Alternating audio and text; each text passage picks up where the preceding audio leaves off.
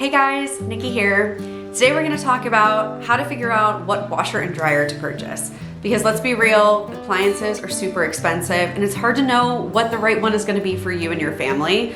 But I don't want you spending your money in the wrong place or on the wrong product. And so I'll walk you through how we decided on a washer and dryer. Spoiler alert, it's turned out really good for us so far. I'm pretty confident in how we approached the process and also what we got. Also, if you're new here, my channel is all about making your life better, whether that be your finances, your home, your career, and if you're a parent like me, with your kids as well. So hopefully you'll stick around for more videos.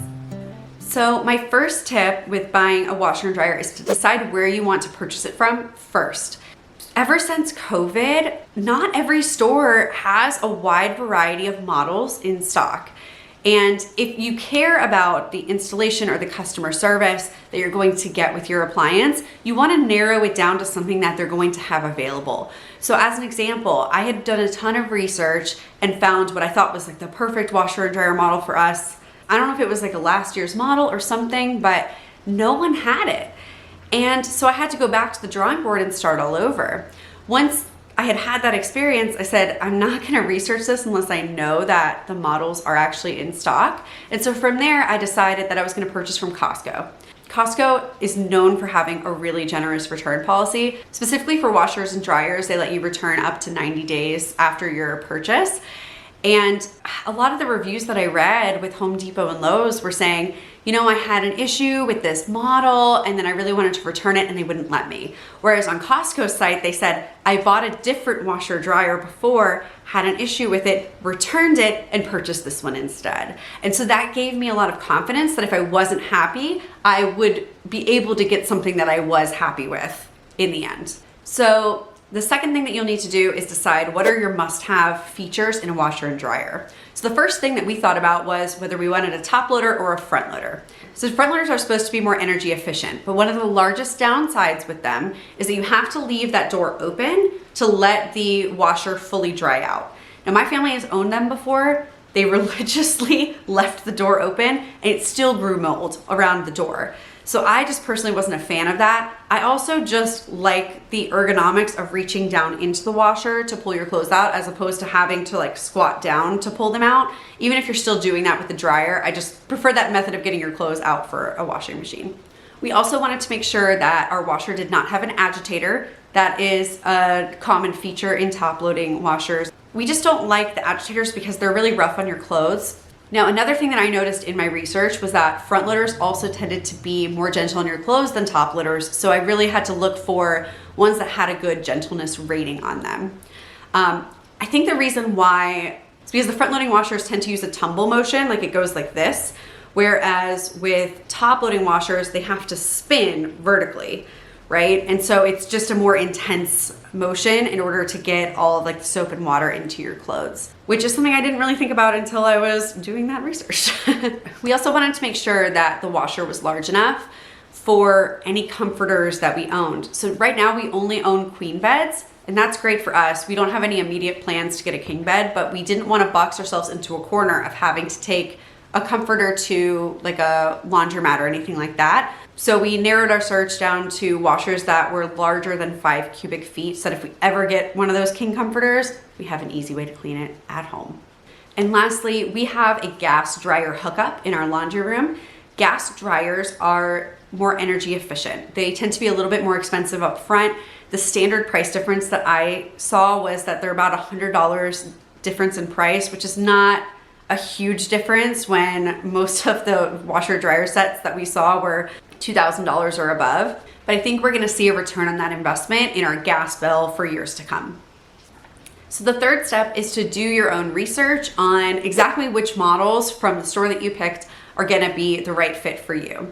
Now, I would pay special attention to the 2- and 4-star reviews because those are the people that didn't completely hate it. They're gonna tell you something good about that, but they're gonna still tell you you're probably not gonna wanna buy this, and here's why. And with 4 stars, it's the same thing. There's probably something that's not perfect about it, and they're gonna tell you what it is, but they still really liked it. And those are people that probably thought more about their review than maybe the 1s and 5s. So as an example, a lot of the 4-star reviews on our particular dryer talked about the fact that the auto sensing of if your clothes are dry didn't work super well in that dryer. It tended to stop the dryer cycle about 5 minutes too soon, so your clothes would come out slightly damp. But I know that when we use our dryer, we tend to throw it on a time dry setting because we use low or no heat. So it doesn't really bother me. As long as it functions for the settings that I like to use, I'm fine with that. So I was able to kind of filter out some of those reviews and say, okay, they said everything else works well about this, that's fine, I'm still gonna buy it. So I'm gonna quickly show you guys one tool that I used during my research process that helped me not have to comb through a ton of individual reviews and kind of like make my own opinion. I used Consumer Reports.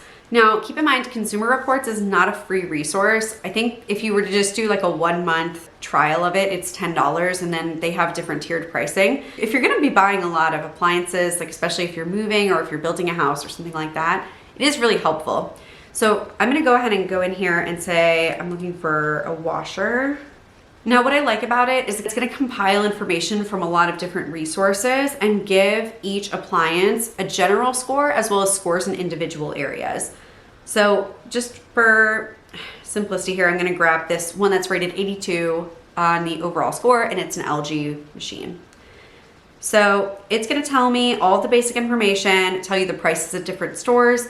I would not trust when it says it's in stock or not, because the washing machine and dryer that I found that I really wanted to get, and I told you like I couldn't find it in stock anywhere, Consumer Reports had told me it was in stock, but whatever. Everything else seems solid on this site. So it'll tell you the dimensions. You wanna make sure it's going to fit in your laundry room, especially if your laundry room is smaller. It's gonna give you a basic description, all that good stuff. Now, what I really cared about was the scores. So again, I have an overall score here of 82, but it's also gonna break that down for me into areas that I may or may not care about. So for this particular machine, great scores on washing performance and reliability, decent on energy efficient. The gentleness on this particular model is really good, it's a 4. And then it's, not as great on vibration, but so be it.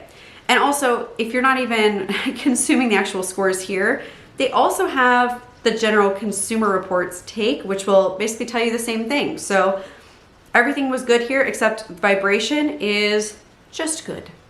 Just good, not great, but good. The reviews on this site tend to be so much more detailed than what you would see on the average review on like a Home Depot or a Costco or anything like that. Consumer Reports says it has a 90-minute cycle, but it takes their machine only about 60 minutes, so maybe it depends on the load size. And this person says, no problem with king sheets, but they wouldn't put a king size comforter in there. So again, it's a lot of those like little details that may help you make a decision without having to comb through as many reviews. Now I'm gonna quickly show you what the dryer reviews look like. I'm just gonna pick one. So again, a lot of the base information is the same. They'll give you description, pricing information, all that. But for the individual scores on the dryer, they talk about drying performance, predicted reliability, noise convenience, and owner satisfaction. If you scroll down here to the predicted reliability and owner satisfaction section, they also just talk about the brands themselves. So LG is actually what I kind of narrowed our search down to after some digging on Consumer Reports, because the reliability and the owner satisfaction tended to be very consistently high. Like you can see here that it's a 5 in each area. Speed Queen is also rated high. I've heard Speed Queen is actually a common laundromat brand, so they make a lot of commercial grade washers. I'm just a little bit more familiar with LG, and the prices were decent, so that's why we went with them. It says that Frigidaire washer and dryers, like clearly they're not scoring very well, so that would have kind of instantly knocked them out of my pool of contention, just to make my life a little easier and not have to spend hours researching if this one model is decent, despite the brand not being great in this area. So once you've decided which model that you're going to order, obviously order it and schedule your install. One hot tip, if you are getting a gas dryer, if you don't know when your dryer gas line was previously used, you may have to call a plumber and have them check to make sure there's no leak on that line. We weren't sure if our gas line had been used by the previous owners. It actually looked like it hadn't been used because it was capped off a certain way. And we ended up having to call someone. It cost like $100, which I'm still annoyed about. Feels like it was overpriced for that service, but whatever. Otherwise, your installer may not actually be able to install it that day. It's a liability thing for them. If your house blows up, they don't want to be responsible. I get it. The nice thing with Costco is that they did not charge us to come out a second time because we had not done that in advance.